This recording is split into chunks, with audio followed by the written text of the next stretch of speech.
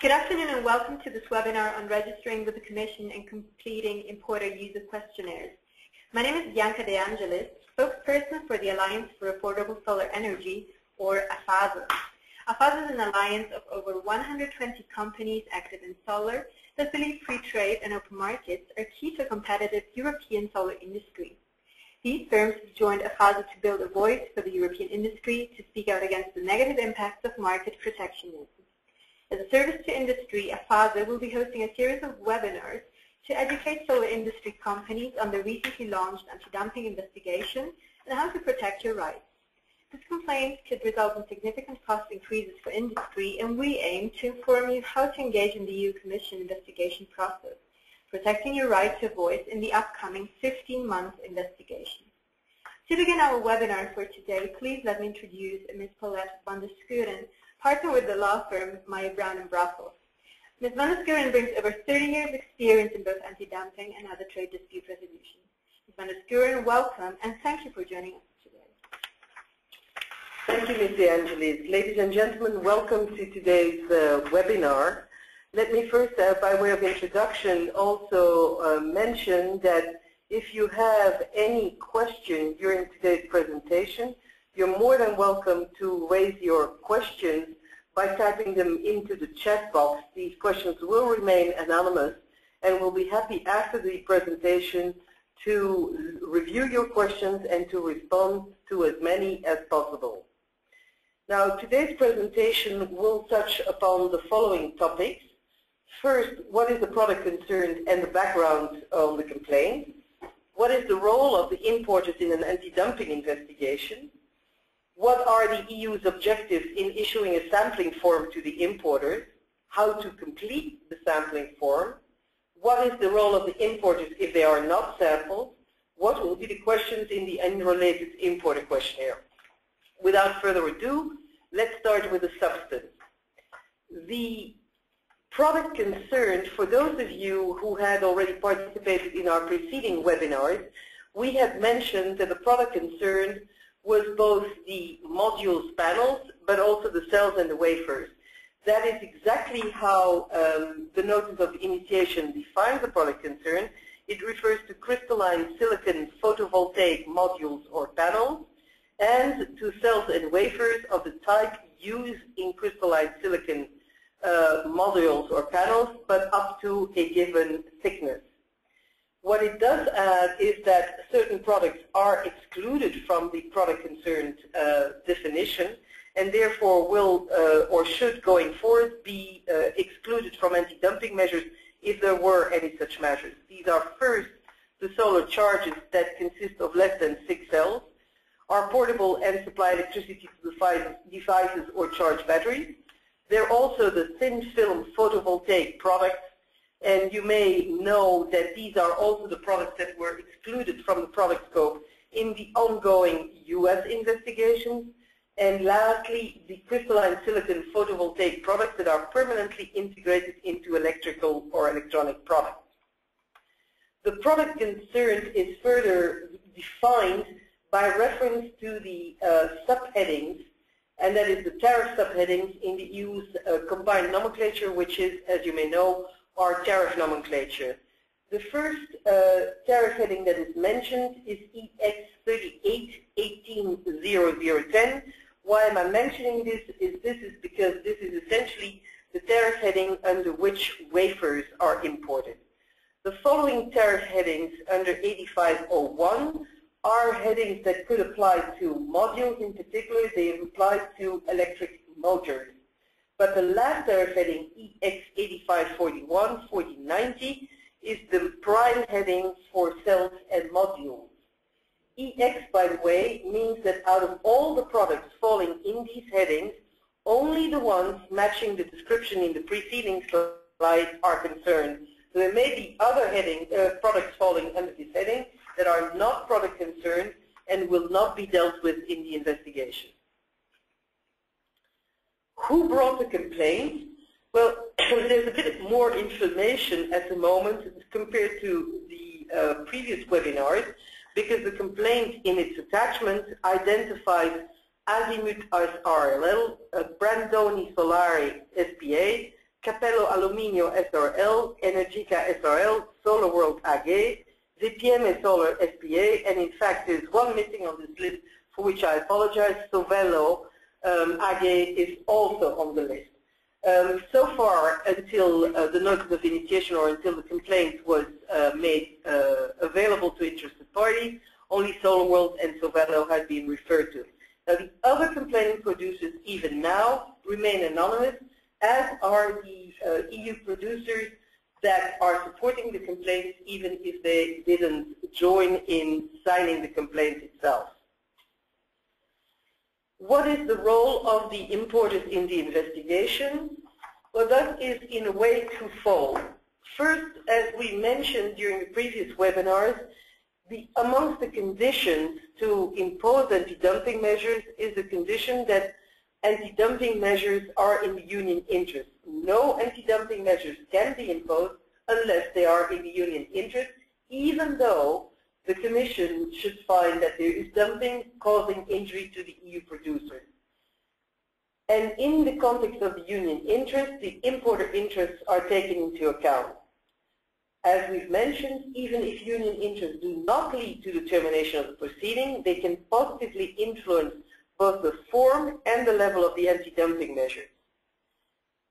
If few importers signal that anti-dumping measures would significantly affect their businesses, the European Commission would, and in the past has, concluded that these anti-dumping measures overall, by and large, will not damage the importers. So if the importers have believed that anti-dumping measures would affect their interests badly, there is an interest for most of them, and as many of them as possible, to speak up and to let the Commission know this. But there's also a special role for the importers in this case, and a special role for the unrelated importers. And why is that? Well, dumping is defined by the difference between domestic sales prices or costs and the export price to the EU. If the export price to the EU is below the domestic sales prices or costs, there is dumping. However, say that you have a Chinese producer A that sells to its affiliate B that imports these solar products into the EU. Then the export price is not immediately the export price between the producer A and its affiliate B, because the Commission considers that that price is a function of the relationship of the affiliation and is not arm's length. Instead, what it's done, and I can understand that that is a bit difficult to understand, but it starts backwards. So what the EU does is it takes the resale price of importer B to an unrelated customer and then deducts from that resale price importer B selling general and administrative expenses, its purchasing costs, and a profit. Now that profit that it takes into account is not the profit, the real profit of affiliated importer B, but is going to be a profit margin that the Commission considers is a reasonable arm's length profit margin. And to the extent that unrelated importers participate in the investigation, the likelihood is that their profit margin will be taken into account in doing this, what we call reconstruction of export prices, so therefore going back from the resale price in the EU up to the ex-factory price in China. Sampling of unrelated importers. Those of you who have looked at the notice of initiation will have seen that the Commission considers proceeding on a sampling basis for the unrelated importers. Now what does that mean? Is that if there are many importers that wish to participate in the investigation, the Commission considers that it cannot investigate all because it doesn't have the resources to investigate all. And therefore it will then proceed on a sampling basis to investigate fully only a few of them. And since the Commission considers or anticipates that there are many unrelated importers in this case, in the notice of initiation it has said, we invite unrelated importers to provide us with certain data, and this is the sampling questionnaire in Annex B to the notice of initiation in the EU's official journal. And on that basis, once we've seen the data supplied, we will determine on the basis of those imports that represent the highest sales volume during the investigation period, whether a sample needs to be constituted. Now, there might be two possibilities. Say that 5 or 6 importers make known their willingness and give to cooperate and provide the sampling data. The Commission may say, okay, there's 5 or 6 of them, we'll take all of them, and all of them will be invited to respond to a full questionnaire. Fine. If the Commission, on the other hand, has 50 or 20 responses, then it will say, now one moment, I have to make a selection in here. I will select 5, 6, or 7 of these importers, and only these 5 or 6 of these importers will be requested to respond to a questionnaire, and the data that they provide will be taken as being representative for all the unrelated importers. So at the moment, we are in this stage in between, interim, where the Commission has not yet invited all unrelated importers to respond to a questionnaire for importers, but is awaiting the data from all those that wish to cooperate, provide the sampling data to determine who exactly it is that will be invited to fill out a complete questionnaire. Who is an importer and who is unrelated? Well, an importer is the company that proceeds with the customs clearance of the products concerned in the EU. Who is unrelated? What I have indicated on the slide 9 here is a bit of a shortcut. But bottom line, it means that there is no shareholding between the importer and the Chinese producer-exporter, direct or indirect shareholding of at least 5%. As soon as there is shareholding, the Chinese producers hold 5% of your shares, you hold 5% of the shares of the Chinese producers, or you do this via an indirect affiliated company, you are a related importer to the Chinese producer-exporter, and you cannot claim unrelated importer status. In fact, in that case, you will have to respond to a different questionnaire, which is an annex to the questionnaire that will be sent to the Chinese producers-exporters. But to the extent this is not the case, there's also personal family ties that could be taken into account, but let's leave that outside of the framework of today's meeting. To the extent that there is no direct or indirect shareholding of at least 5%, you're unrelated, and you can claim unrelated importer status. What is the schedule of the investigation? And in particular, this is a bit more complicated to the extent that you're an unrelated importer. Well, first of all, we do have now the initiation on the 6th of September. The second deadline for you is the 21st of September for several things. First, it is the deadline to make yourself known as an entity who wishes to cooperate in the investigation and to make known your views. It is also the deadline to submit this importer sampling form that is Annex B to the Notice of Initiation, and which we'll look at in further detail in the next following minutes. Then by the end of September, early October, all those importers that have provided sampling data will be informed as to what is the decision of the Commission. Will it select a small sample of 5 to 6 or 7 importers, or will it invite everybody who has come forward to respond? All those, depending on that decision, those that the Commission will select in the sample, or all of them, will have to respond to questionnaires for unrelated importers. Then, as soon as this decision is known, there will be 37 days to respond to this questionnaire for unrelated importers, and that deadline will fall somewhere in November 2012. It's not possible for us to be more specific at this time, because it really depends on what is the date at which the Commission makes its determination and its decision on the sampling. In the meantime, there will be another deadline, which is a deadline of the 15th of October. That is a deadline for everybody to make comments on injury and union interests. Now, what that means is even if you respond to a questionnaire for unrelated importers, you can always still write to the Commission in any free format as to what is your position on the allegations by the complainants that they have suffered injury and that this injury is inflicted by imports from China. You can always still comment in a free format on what are the union's interests at large, you as an unrelated importer, but also of other interested parties in the imposition or against the imposition of anti-dumping measures. That deadline normally expires on the 15th of October 2012. I can imagine, but we will have to ask, or you will have to ask for an extension, that the Commission will be amenable to extend that deadline until the moment that the filing of the questionnaire responses for the samples companies is known. Again, that we will have to decide closer to when the Commission selects its sample. November, March, the Commission reviews all of the data that it has gathered.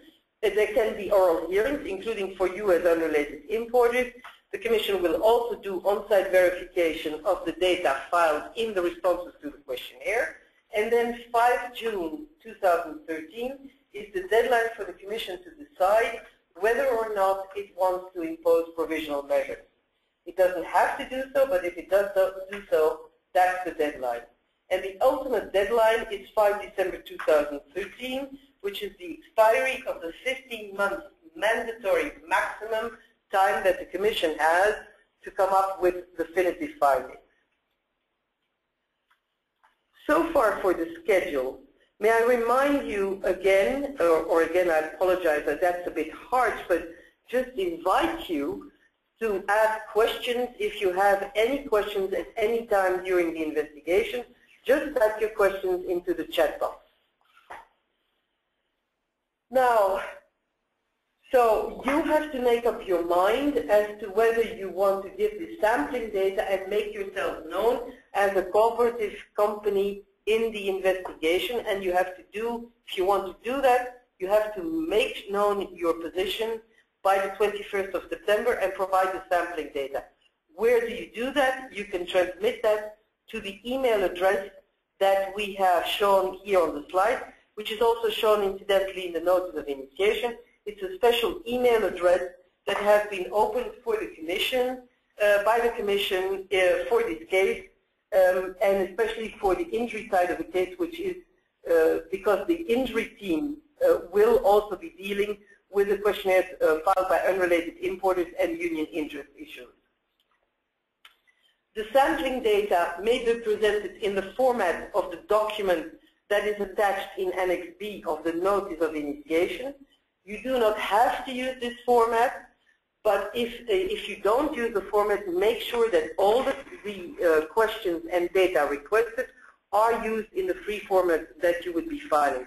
The easiest I would recommend would really be to use the format of Annex B and simply fill in the blanks. Two different versions will have to be filed of your sampling data, a limited version and an unlimited version, which basically means, in my old jargon, confidential and non-confidential. Confidential means that the data will be available to the Commission officials only. Non-confidential, non-limited means that the data will be available in the file that the Commission keeps available for all interested parties, and of which all interested parties, including unrelated importers that make themselves known, can obtain a copy. We will discuss a little bit later how to prepare this non-limited version. The data that is requested in this sampling format must be given for what is called the investigation period, which in this case covers the 1st of July 2011 to the 30th of June 2012. Going forward, for the importers that will be invited to respond to a questionnaire for importers, this will also be the investigation period that will apply to this questionnaire.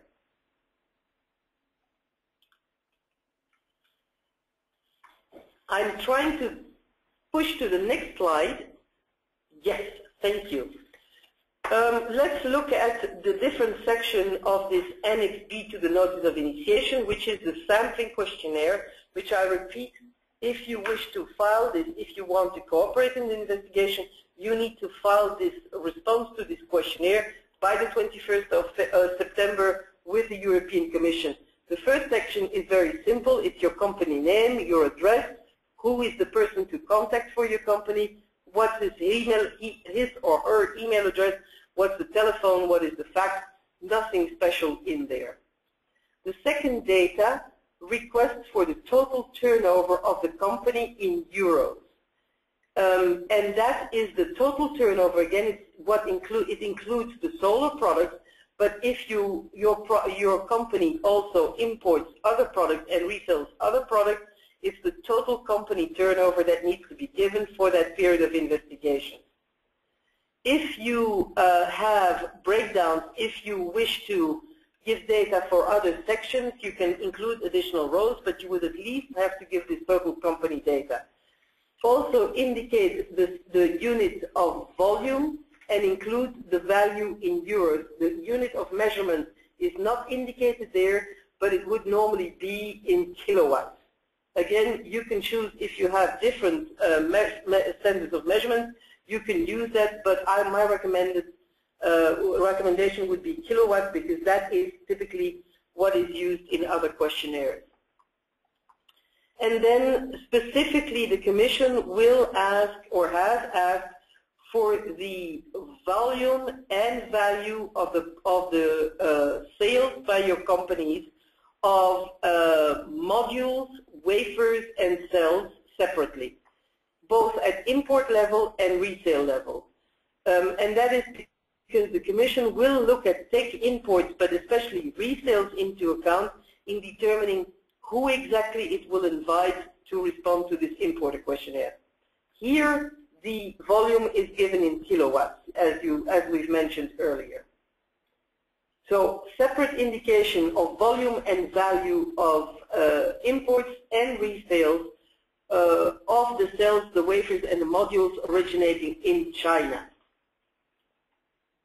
The Commission also requests an indication of every related company that deals with the Chinese solar products, whether it's a company that will be processing these Chinese solar products or whether it's a company that will be trading in these Chinese solar products, and you need to indicate what is the relationship with your company. That is simply for the Commission to determine which company or which group of companies it will request or invite to respond together to this related importer questionnaire. There is a final section in the sampling questionnaire which simply requests for other information. You are not compelled to fill in this section. Typically, it's an invitation to give an argument as to why your company should or should not be selected, but you can also, in this section, immediately give your general view as to the merits of the initiation and the merits of the complaint that was lodged by EU Process. If therefore you believe that this investigation will affect your interest, you can immediately speak up and put this information in your sampling questionnaire. We've mentioned that the Commission requests this data to be made available in confidential and non-confidential version. This slide indicates to you how, or gives you an idea as to how you can create a non-confidential version. And that is if, for instance, you have a volume in pieces of products resold on the EU market of 3,539,419 units, you could say in the non-confidential version that you've resold between 3 million and 6 million pieces. That way, you do not disclose your actual information and you give a range that is wide enough for any interested party not to be able to second guess what the actual volume is. So in terms of the checklist of what needs to be done for the 21st of September 2012 is first complete the sampling form in confidential version, then sign the sampling data form and mark the form confidential, create a non-confidential version of the sampling data, I apologize, sign the non-confidential sampling data and mark the form as non-confidential, and then email scans of both the signed confidential and the non-confidential versions to the special email address that was opened by the European Commission. And again, the deadline is Friday the 21st of September 2012. Now, what is the role if the unrelated importers, if they are not sampled? All unrelated importers, sampled and non-sampled, can submit comments on whether EU producers have suffered injury, and if so, what are the causes other than imports for China for such injury. All of them can also submit arguments and comments why the imposition of anti-dumping measures is not in the Union interest. The deadline for the moment is the 15th of October, but perhaps this deadline could slide. Now let me then turn to the last section of today's presentation, is what will be the questions in the unrelated importer questionnaire, on the assumption that you will indeed be invited to respond to such questionnaire. The questionnaire is not available at the moment. It's not being issued by the EU, but questionnaire for unrelated importers generally from one proceeding to the other are by and large the same. And the first information that is requested is simply general information on the corporate structure of your company and on its accounting. And how is the company related to other participants or market players in the solar market? What is its own internal organization chart? The second data will be the turnover data of the total company and for solar products for 2009, 2010, 2011 and the investigation period, which here again will be 1st of July 2011 to the 30th of June 2012. This will give the Commission a trend on at total company level, but also a trend of the evolution of turnover for solar products and the proportion that solar products represent in the total company turnover, which also will allow the Commission to determine if anti-dumping measures are imposed, will the total company results be badly affected or not. There will also be a description or request for a description of the Chinese solar products imported and a comparison with EU-made solar products, and in fact, frankly, also probably with a comparison of solar products that come from other countries such as the US, South Korea, or Japan or others. Why is that? Well, the Commission is going to determine whether there is any material difference between the Chinese products and the EU-made products, such that this could influence prices and could be a reason for Chinese prices, if that were true, to be lower than the EU-made prices. Would also be a standard for the Commission to determine whether, if anti-dumping measures were imposed on Chinese products, whether it would still be possible for unrelated importers to buy products with the same functionality, with the same composition in other countries. There will also be a request with detailed data on purchases, including transaction-by-transaction information. That information will be used to collate with the information supplied by the Chinese producers and exporters, and it will also allow to determine what are the costs involved for you to bring the goods into landed bases in the EU, and what is the customs value of the product concerned, which is also an element that will be important for the Commission to determine what are the prices and whether there is undercutting or underselling by the Chinese products. A description will be asked of your sales network, as well as a determination of the sales prices and a question on what are the costs between the border and the entry into the warehouse. There will be a request on the data of employment by the unrelated importers. Now that is something that will figure also, for instance, in the questionnaire for users. The complainants in this case have said that thousands of jobs are at stake on their side.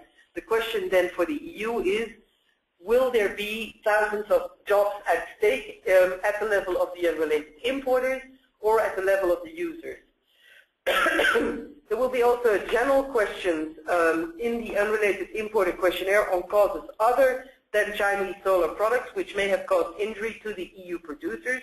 So for the sampled producers, there will be an element in the questionnaire response itself to address this issue, but this issue could still be addressed by other non-sampled unrelated importers in a separate submission due for the 15th of October, as we mentioned. And finally, there will be a question on what are the interests of the company and whether and why it's against the imposition of anti-dumping measures on Chinese solar products. But that goes to the union interest. The importer is part of the union interest, and therefore it's the importer that can indicate what will be the effect on its business and its profitability if anti-dumping measures were imposed. And the importer will incidentally also be requested in support of that to give a specific profit and loss for the products that, or for the solar products that it purchases and resells.